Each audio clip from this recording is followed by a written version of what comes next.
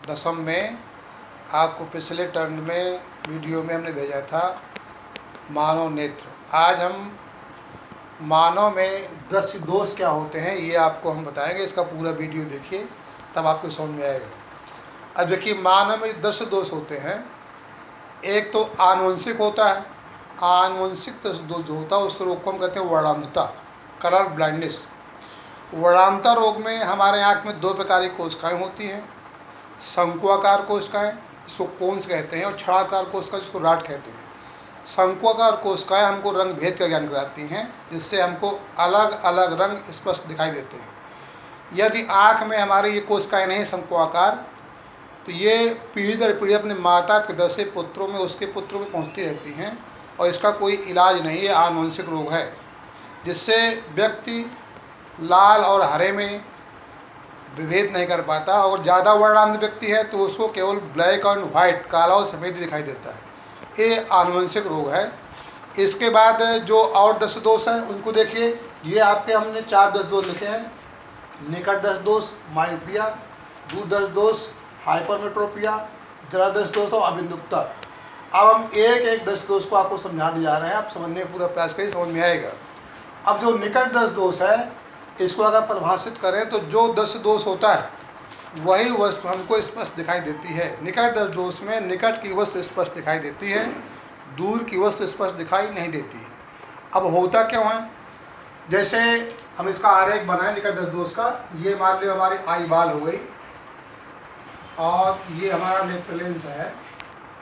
निकट दृश्य दोष में जो प्रकाशिक किरणें आती हैं, आने के बाद ये रेटिना से पहले मिल जाती है, यहाँ मिल जाएगी। तो जब यहाँ मिल जाएंगी तो इसका प्रतिबिंब रेटिना पर नहीं बनेगा, वो हमको दिखाई नहीं देगी। तो ये निकट दृश्य दोष हो गया। अब इसमें निकट दृश्य दोष में कारण क्या है होने का?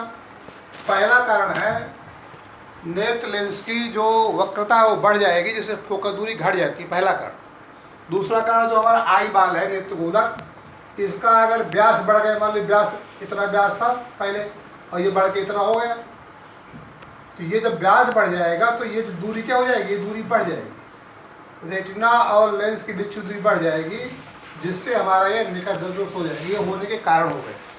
अब इसके निवारण के लिए क्या करेंगे? निकट दृश्य दोष के निवारण के लिए इसमें देखो एक आरेख ये है। इस आरेख में यहाँ उचित क्षमता का हम अवतल लेंस लगाते हैं। अवतल लेंस करता ये है कि जो दूर बिंदु होता है उसको निकट बना देता है, ये वस्तु का काम करता है। जैसे अवतल लेंस है आपका, अवतल लेंस में देखिए जो प्रकाश किरणें अनंत से आती हैं, जैसे मान लीजिए अवतल लेंस आपका है, अवतल लेंस है, ये प्रकाश किरणें आपकी अनंत से बाद दूर से मतलब आ रही हैं, ये प्रकाश किरण आ रही हैं। तो आने के बाद ये किरण आपकी फोकस से जाती प्रतीत होती है। दूसरी किरण जो इसके प्रकाश से केंद्र से जा रही है, ये किरणें इसका प्रतिबिंब यहाँ बन जाएगा। जो अनंत से वस्तु है इसका प्रतिबिंब यहाँ बन गया। अब जो इस दिखाया गया है, ये जो O बना है, ये वस्तु का काम करता है। जो प्रतिबिंब दूर पर है उसका प्रतिबिंब यहाँ बन गया। अब इस आँख के लिए वस्तु का काम करेगा, जिससे प्रतिबिंब रेटिना बन जाएगा और हमको वस्तु स्पष्ट दिखाई देने लगती है। तो निकट दृश्य दोष के निवारण के लिए हम आँख में उचित क्षमता का अवतल लेंस प्रयोग करते हैं। अब देखिए, अवतल लेंस की फोकस दूरी है वो F मान लें। दोषपूर्ण आँख के दूर बिंदु की दूरी हम O मान लें, जिसको हम X मानते हैं। लेंस के सूत्र लगाते हैं। U हमारा अनंत है, अनंत से किरणें आ रही हैं। V हमारा माइनस से सूत्र मान रख देंगे। तो मान रखने के बाद हमारा बनता है F बराबर -x। अवतल लेंस की फोकस दूरी नेत्र के दूर बिंदु के दूरी के बराबर होती है। ये भी प्रश्न पूछा था, इसको हम स्पष्ट कर सकते हैं।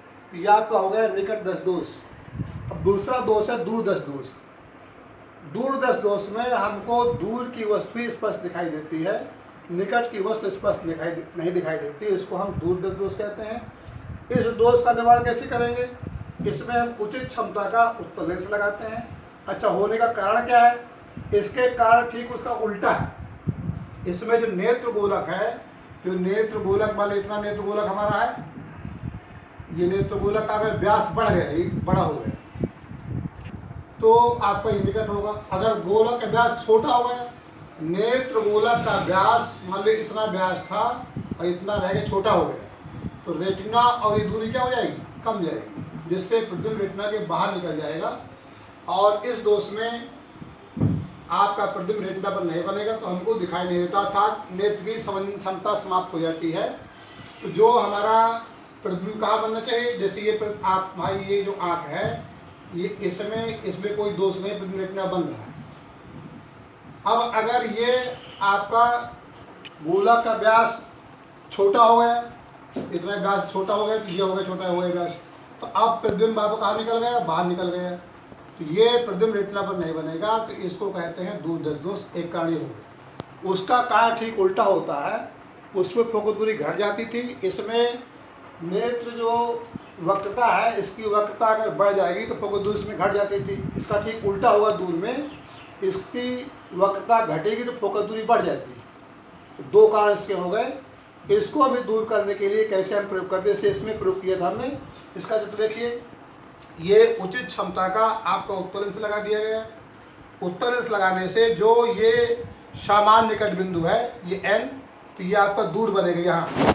यहाँ इस वस्तु को अगर आँख स्पष्ट देखती है तो हमको वस्तु स्पष्ट दिखाई देने लगती है। इस तरह दूरदर्शी दोष का निवारण उचित क्षमता का उत्तल लेंस लगाकर किया जा सकता है। अब आता है अबिंदुकता, ये तीसरा ले पहले, जरादर्शी दोष। जरादर्शी दोष में हमारी आँख में दोनों प्रकार की, न तो पास की वस्तु दिखती है, न दूर की वस्तु दिखती है। इसको हम कहते हैं जरादर्शी दोष। इसके निवारण के लिए द्विफोक्सी लेंस का प्रयोग करते हैं। जैसे हमारे मान लो चश्मा है, इस चश्मा में आप ये देखते हैं, चश्मा में यहाँ जो है ये एक लेंस ये होता है, इधर एक ऊपर वाला अवतल और उत्तल। यहाँ द्विफोक्सी लेंस का प्रयोग करते हैं, जिससे हम पास की वस्तु पढ़ते हैं तो ये लेंस का प्रयोग करेंगे, और दूर की है तो इसका प्रयोग करेंगे। तो इस तरह अभिदुक्ता दूर करने के लिए हमको अपने आप में ये नहीं, अपने जरादर्शी दोष दूर करने के लिए हमको अपने आप में द्विफोक्सी लेंस का प्रयोग करना पड़ेगा, जिससे हम पास की और दूर की दोनों वस्तु एक साथ देखते हैं। ये दोनों चश्मे में एक साथ लगा दी जाती हैं। तो इसका निवारण हम जरादर्शी दोष का इस तरह किया जाता है। अब अगला तुम्हारा चौथा दोष है अबिंदुकता। इसमें कार्निया जो हमारा होता है, कार्निया पूर्णतः गोली नहीं होता। एक तल की वक्रता अधिक हो जाती है, दूसरी तल की वक्रता कम हो जाती है, और जिससे हमको हॉरिजॉन्टल या ऊपर नीचे देखते हैं तो वस्तु हमको धुंधली दिखाई देती है। इसके निवारण के लिए हम बेलनाकार लेंस का प्रयोग करते हैं, जिससे हमको वस्तु स्पष्ट दिखाई देने लगती है। इस प्रकार ये दर्शी दोष आपके हुए। इनका आरेख और इनको अच्छी तरह देखिए। अब देखिए कुछ प्रश्न आपके, इसे इनको पूरा पढ़ने के बाद आप अगला उत्तरी प्रश्न बनाइए। प्रश्न जैसे, आँख में किन कोशिकाओं के द्वारा हम रंग भेद का ज्ञान होता है। आँख में जो शंक्वाकार कोशिकाएं हैं, उनके कारण हमको रंग भेद का ज्ञान होता है। निकटदर्शी दोष के निवारण के लिए कौन सा लेंस प्रयोग करते हैं, तो उत्तर आएगा आपका अवतल लेंस। दूरदर्शी दोष के निवारण के लिए किस लेंस का प्रयोग किया, तो उत्तल लेंस। अबिंदुकता दोष के निवारण हेतु किस का प्रयोग करते हैं, तो अभी आपको बताया गया, इसमें बेलनाकार लेंस का प्रयोग किया जाता है। जरा दूरदर्शिता दोष में किस लेंस का प्रयोग करते हैं, इसमें हम द्विफोक्सी लेंस का प्रयोग करते हैं। ऊपरी भाग में अवतल लेंस और निचले भाग में उत्तल लेंस का प्रयोग किया जाता है, जिससे हमें पास की दूर की दोनों वस्तुएं स्पष्ट दिखाई देती हैं। इस तरह आप इसको तैयार करिए।